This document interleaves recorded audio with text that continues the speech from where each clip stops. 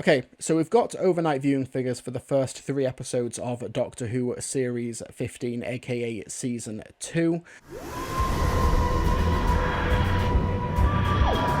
Episode 1, Robot Revolution, with 2 million. Episode 2, Lux, with 1.58 million. Episode 3, The Well, with 1.86 million. So what's interesting is that we have a nearly 300,000 increase from the overnight going from Lux to The Well, which is interesting. The most viewed story when it came to the 7-day and 28-day viewing figures for Season 1 was at 73 yards. Whether or not that was because it came across as something really, really different in the marketing, or there was a big boost after the positive word of mouth after the broadcast of Boom, it's really hard to determine these things. We do have the 7-day viewing figures for the Robot Revolution, and the 7-day figures have recently come in today for Lux. So for the Robot Revolution, which came out the week of the 7th of April and 13th of April, it did not make it into the top 10. I think we find Doctor Who outside of the top 20,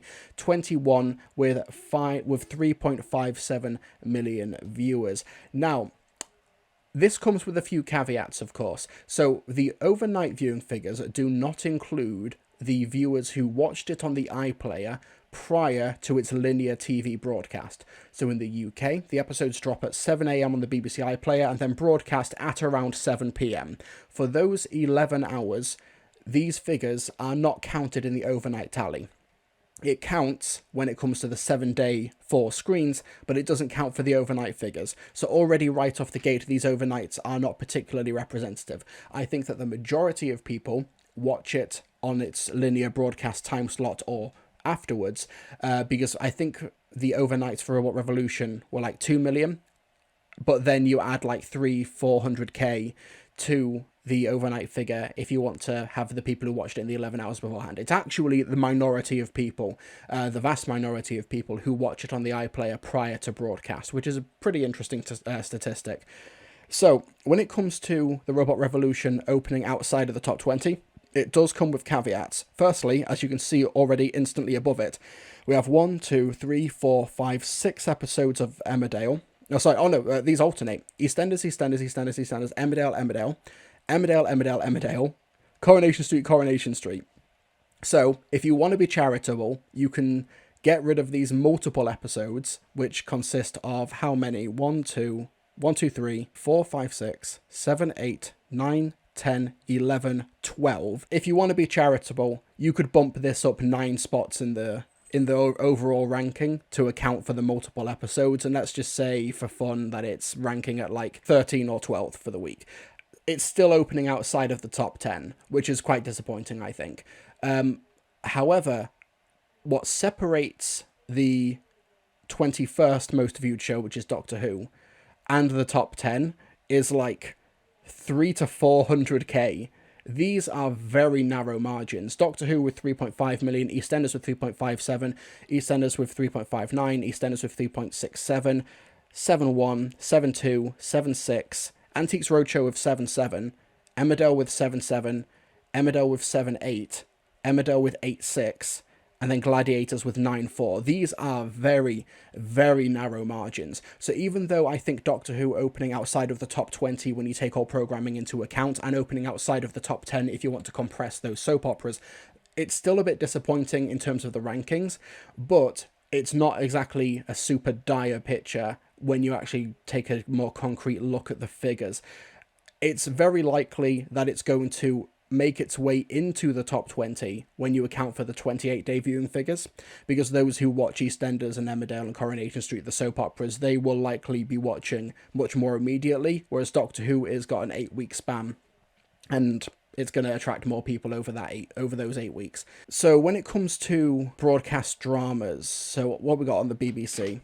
On the BBC, The Apprentice, Beyond Paradise, Have I Got News for You, Gladiators, Antiques Roadshow, and EastEnders. In terms of the number one scripted show on the BBC that week, that goes to Beyond Paradise.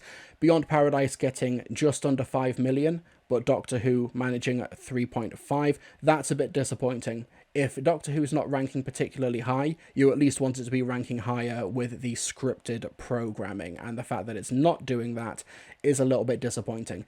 When it comes to looks as well, I think that's also, yeah, it's outside of the top 20. It's number 25 with just over 3 million. What was the number one scripted show on the BBC that week? Yeah, once again, Beyond Paradise with just over 5 million. That's actually gone up from the week before. So yeah, once again, it's impacted by the BBC News at 6, multiple episodes of that, EastEnders, Emmerdale, Coronation Street, etc. But yeah, when Doctor Who looks is ranking below the BBC News at 6, which obviously it's, give it the 28-day viewing figures and it's probably going to surpass all of these because it's the BBC News. It's like modern, it's like up-to-date stuff. But that's still quite disappointing that the news, which is still viewed by a lot of people, but in a much older demographic, of course. But yeah, it's a bit disappointing. So I attribute this to mainly two things. One, the weather has been incredibly good over the past few weekends. This April is looking set to be the hottest April on record in the UK. So people have been outside enjoying the weather, and that has impacted basically the urgency to watch Doctor Who on the actual day. And I know people say, well, Doctor Who was in the summer when Rusty Davies did it last time and it did well then. It did do well then. However, it wasn't as ungodly hot as it was in 2025. But also, even the good weather did impact some stories back in the Russell T Davies 1 era. It's it's so commonly accepted now that the Satan Pit got the lowest viewing figures of the revived series up until that point, back in 2006, because of the good weather, to the extent that the Wikipedia article even cites that as well. Weather does impact TV, whether you want to admit that basic objective fact or not. You can lead a horse to water, but you can't make him drink it, okay? When it comes to the good weather, that is going to hamper Doctor Who. I would argue that Doctor Who does much better in the autumn months when it's not as bright or it's not as warm, personally. Blink also got one of the lowest viewing figures for Series 3. I've not looked into it so deeply, but that could be a part of it. So we need more rain. I mean, in an ideal world, but of course, you can't choose that stuff. Yeah, I just think that Doctor Who does much better in the autumn months, as proven with the Jodie Whittaker era. And when it comes to the second factor, I've got to confess, I think that it is the quality of Season 1. I think it's the quality of Season 1, and I think it's the quality of Joy to the World. I think that you could argue as much as you like that Season 2 is much more like, we are so back when it comes to Doctor Who. I would argue that as well. I think the Robot Revolution, Lux, and The Well are some of are one of the strongest trio of opening episodes that Doctor Who has had in the revival. I think when it comes to the first 3 episodes, it's definitely up there, right? It's probably up there with maybe Series 10. You could argue Series 2, but New Earth is a bad opener. New Earth is a bad opener, but then Tooth and Claw and School Reunion are back-to-back 9 or 10 out of 10 bangers. Whether or not the quality is great now, I do think audiences were burned by Season 1. I really do. I've mentioned it before, I've yet to meet somebody in real life who liked Empire of Death. Joy to the World got 5 or 6 million viewers over the Christmas period. I saw no one talking about that on social media because it didn't give them anything to work with. It was basically just disposable fluff, that you watched before Gavin and Stacey and Wallace and Gromit. It had basically nothing to offer audiences there. It just wasn't that good, though. It was so insubstantial. It was like vapor coming out of your TV screen. And then when Doctor Who comes back, it's like, yeah, whatever. Might get round to it. Might watch it later. Whatever. That's also one of the issues when it becomes a streaming first show. That's kind of like the problem when you try and emphasize it in that way. You sort of remove the communal experience. You remove the Doctor Who fans who are family members and friends who are like, oh, let's watch this together. Let's watch this live. And you actually isolate that, which means that you sort of lose that form of niche fandom marketing. I think that the streaming first model can work for other shows, and it has worked for other shows like Luther and Peter Kay's Car Share. The numbers have basically shown on the BBC and the BBC iPlayer that if you put these seasons out in their entirety or in a really short time span, that they can gather an audience really quickly and gather an audience really strongly and effectively, like we have seen for Luther and Peter Kay's Car Share and others. But I don't think that actually works for Doctor Who. I think, well, in terms of UK viewership, obviously we do not know what the Disney Plus viewership is. We don't really know what the rankings or any of the actual ratings and statistics are for that. And that's partly by design. I think it was Protagonist Ivy. Oh, where's the chat's not been here the whole time? Where did it disappear to? Sorry, chat. You've not been on screen. I don't know how long for, but you've just not been on screen. I apologise. It was Protagonist Ivy who said online, asking, like, I wish that we knew about these Disney Plus figures so we could see the full picture. But that's by design. In America, they try to obfuscate these viewing figures from streaming services, because if they actually knew what the actual audience size for these shows were, crews and creatives and writers and such would have more leverage and more bargaining power when it comes to negotiating their salaries and negotiating their pay.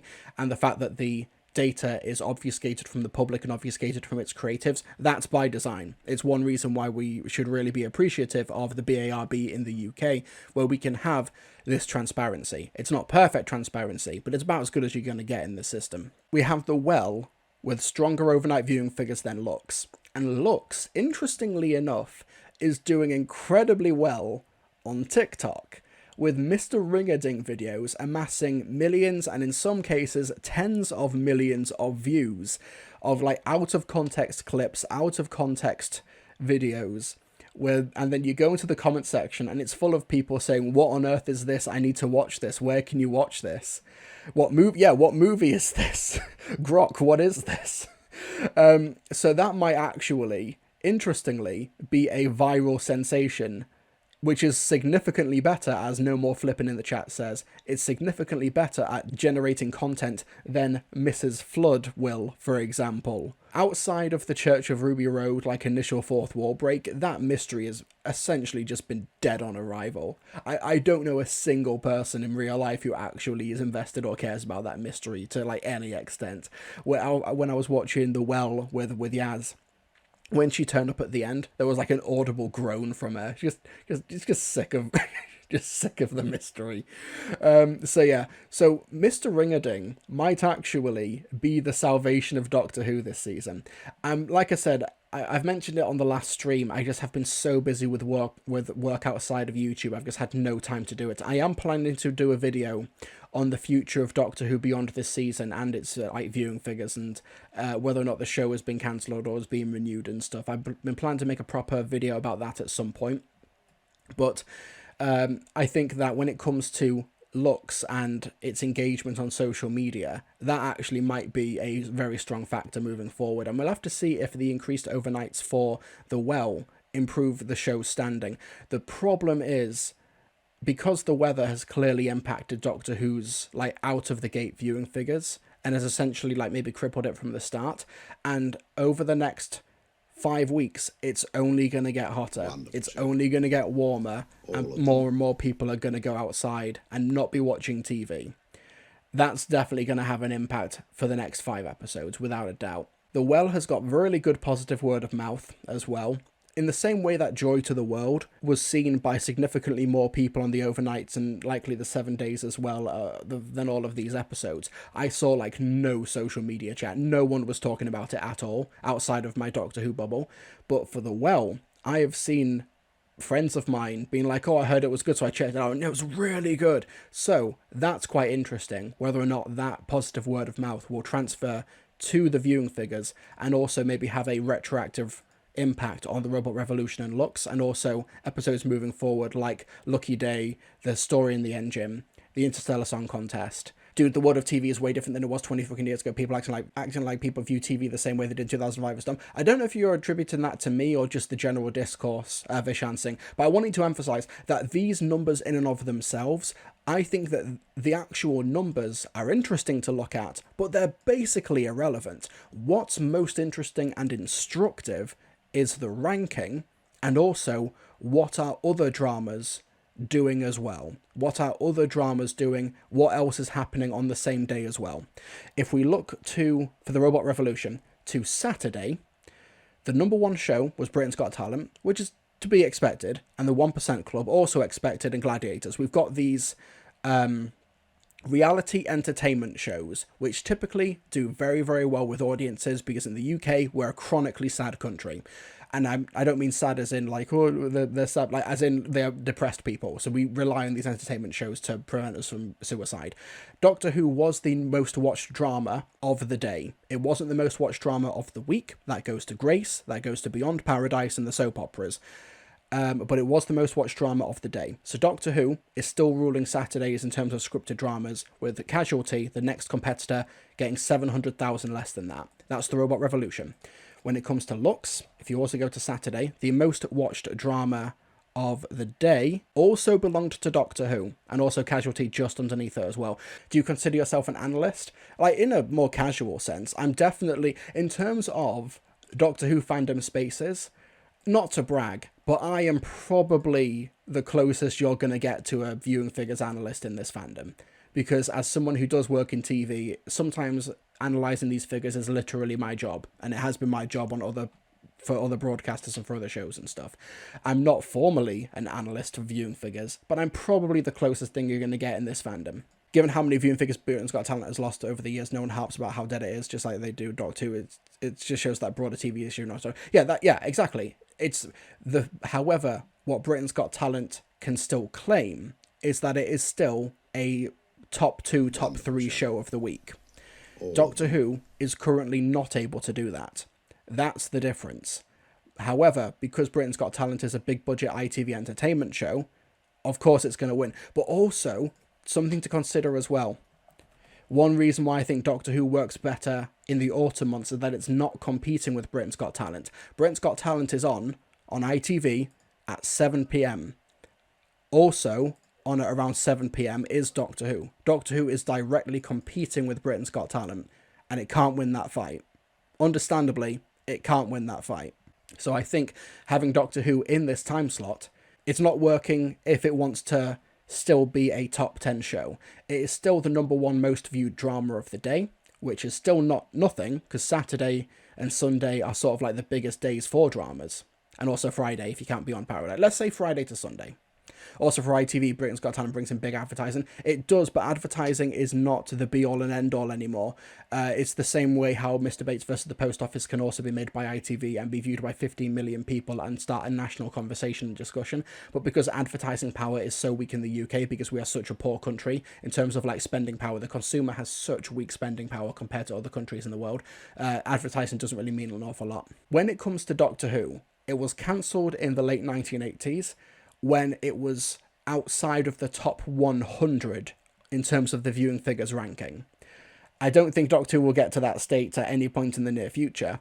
And also, let's not forget that in the late 1980s, there were, only 3 or 4 channels? So Doctor Who being outside of the top 100 in terms of the audience ratings for that particular week was apocalyptically bad, outside of the top 100. Oh yeah, top 100 weekly. Remembrance of the Daleks, I think, was like the 104th most watched program of that particular week. Thankfully, we have a really great resource with Adam Martin. So this is basically where Doctor Who was in the late 1980s, on the brink of cancellation, with the show, at its peak in this case, ranking at 79th for the week.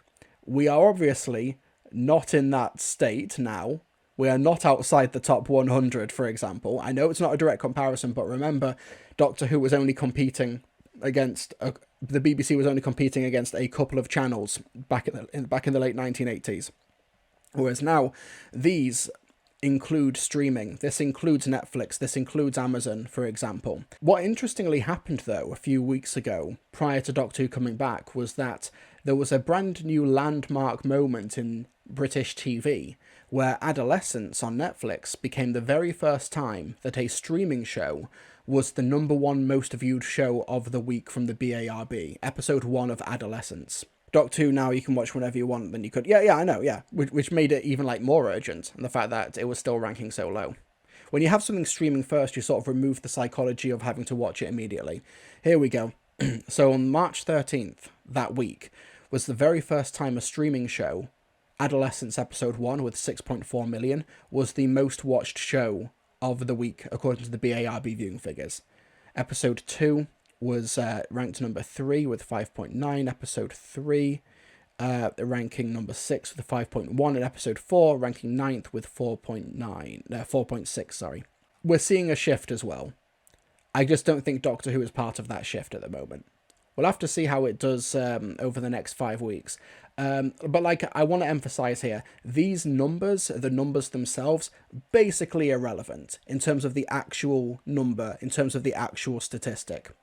But when it comes to the ranking and what it's doing compared to its other competition, what other scripted program is being broadcast that weekend, what else is broadcasting up against it, like Britain's Got Talent, that's the context you need to consider here. I think Doctor Who right now is fighting an uphill battle. These are not doomsday numbers, not the 2006 finale, but like, you know, the end of the world numbers.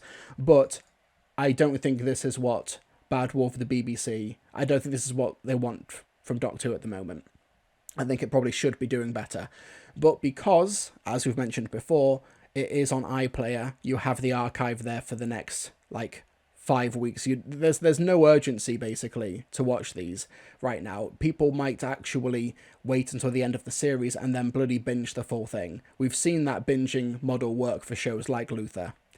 But whether or not that will extend to Doctor Who and whether or not it will actually reflect in the figures will remain to be seen. It's a complicated topic.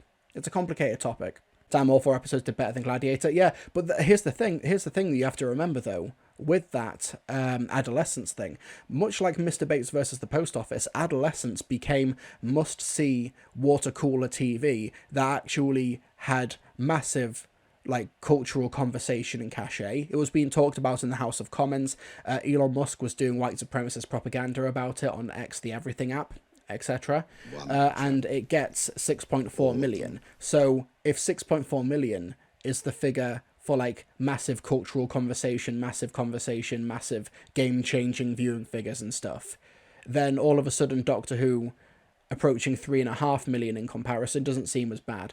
Now, obviously, not everything is going to be in adolescence, but you've got to put it in that context as well. It's not like everything else is getting 10 to 15 million viewing figures, or Doctor Who is languishing down at the bottom. It's getting 3.5 million, and it's threatening the top 20. We can even say it's threatening the top 10 if you remove all the multiple episodes, but I'll understand if you don't want to do that. Global success, it was crazy. Oh, yeah, which is why I'm going to talk about this in my Is Doctor Who cancelled thing, but the tariffs as well happening in America, which it looks like entertainment CEOs want to seem to follow as well. That's such a stupid thing for them to do, because shows like Adolescence, shows like Squid Game, shows like 1,000 Blows and Bridgerton and others are made outside of America. So if you have the America First tariff approach to your entertainment, you all of a sudden you're losing some of your most popular shows, particularly Netflix. Imagine if they made it mandatory to watch Doctor Who in schools like Adolescence. That would be so funny. We need to, like, let's start that campaign, okay? You've watched Adolescence in school. Now you need to watch Mr. Ring-a-Ding. He'll make your heart bells sing. Mr. Ring-a-Ding needs to infiltrate British schools, okay? Do it. Let's start that campaign. Hashtag Mr. Ring-a-Ding in schools. Dark Mirror. I'm presuming you mean Black Mirror. Oh, that's interesting as well. Sorry. Yeah, that's something to consider. I should have looked that up. I don't know if that's what you meant, WG fan.